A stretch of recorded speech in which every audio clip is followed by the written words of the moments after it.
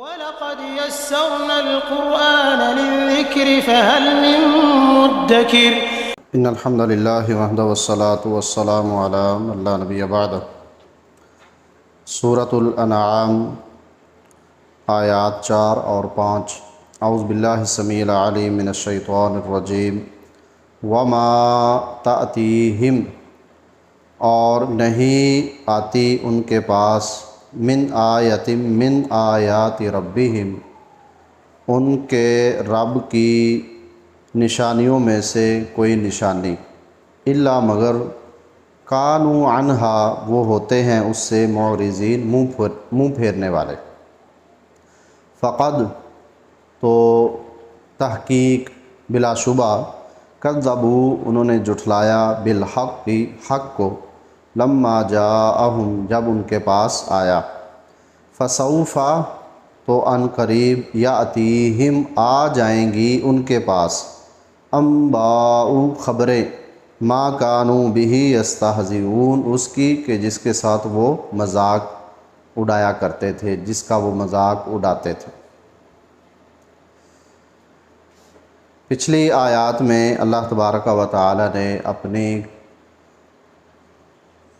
کمال قدرت کی نشانیاں بیان کی ہے، اور اسی طرح اپنے کمال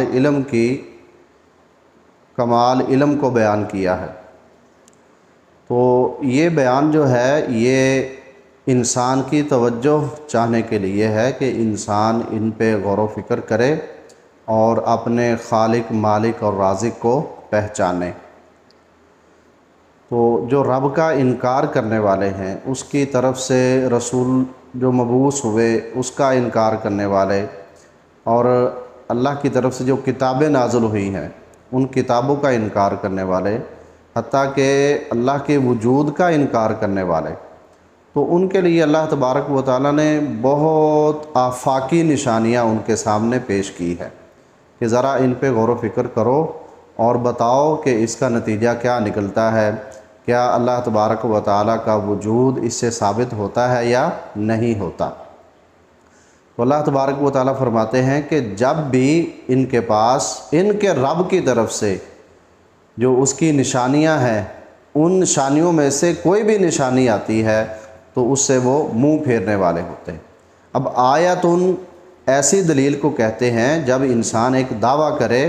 اور اس دعوے کے ثبوت پر کوئی ایسی دلیل پیش کر دے کہ جو اس کو جھٹلا نہ سکے، جو اس نے دعویٰ کیا ہے اس کے ثبوت کے لیے ایسی دلیل پیش کرے کہ جو اسے جھٹلا نہ سکے، اسے آیتن کہتے ہیں کہ اس نے واضح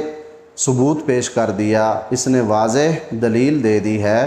اور اس کی بات بالکل سچی ہے۔ تو اللہ تبارک و تعالیٰ بھی اپنے دعوے کو ثابت کرنے کے لیے اپنی طرف سے آیات نازل کرتا ہے۔ آیات وہ انسان کے سامنے جو کائنات بنی ہے وہ بھی کھلی اللہ کی آیات ہے کہ جن پر انسان غور و فکر کرے تو اللہ تبارک و تعالیٰ کا وجود اور اس کا کمال اور اس کی ذات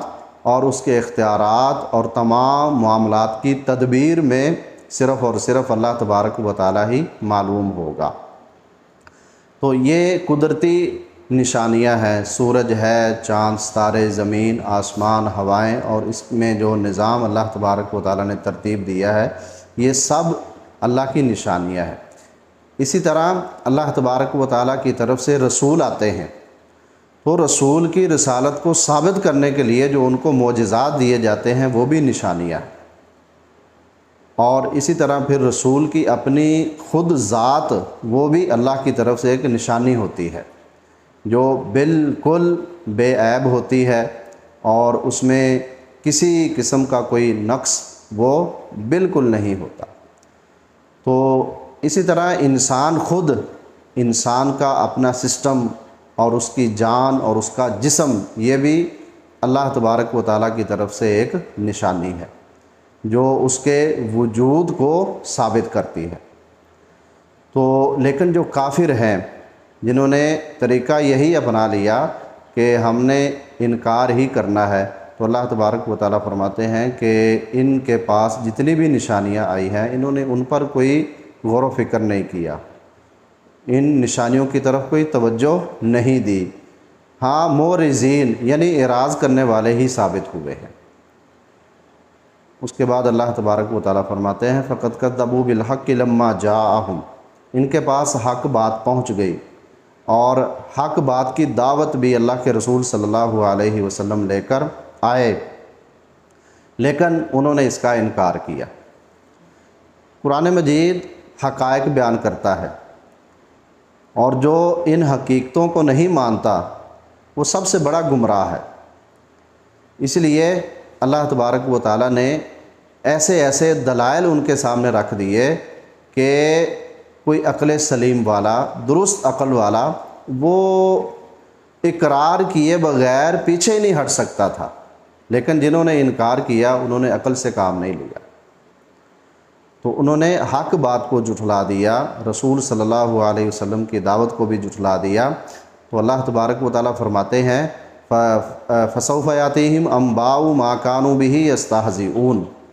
اب اس حق کے غلبے کی بات بھی اللہ کے رسول صلی اللہ علیہ وسلم کرتے تھے، اور یہ کفار مکہ مذاق اڑاتے تھے کہ یہ چند لوگ ہیں، یہ کیا کر سکیں گے، اور یہ تو بڑے بڑے خزانوں کی بات کرتے ہیں، عرب و عجم کے تم مالک بن جاؤ گے، اس کی بات کرتے ہیں، تو ان کو تو ہم اپنے قبضے میں لیے ہوئے ہیں، یہ ہمارے ظلم و ستم سے نہیں بچ سکتے، تو یہ اتنے بڑے دعوے کرنے والے کیا یہ سچ ثابت ہوں گے؟ تو اس طرح کی باتیں کر کے یہ آپس میں ہنسی مذاق اپنایا کرتے تھے۔ تو اللہ تبارک و تعالیٰ نے فرمایا فَسَوْفَ يَأْتِيهِمْ أَنْبَاءُ مَا كَانُوا بِهِ يَسْتَهْزِئُونَ، جس حق بات کی اللہ کے رسول صلی اللہ علیہ وسلم دعوت دے رہے ہیں، یہ عملی طور پر ان کے اوپر غالب ہو جائے گی، اور اس طرح کی خبریں ان کے پاس آ جائیں گی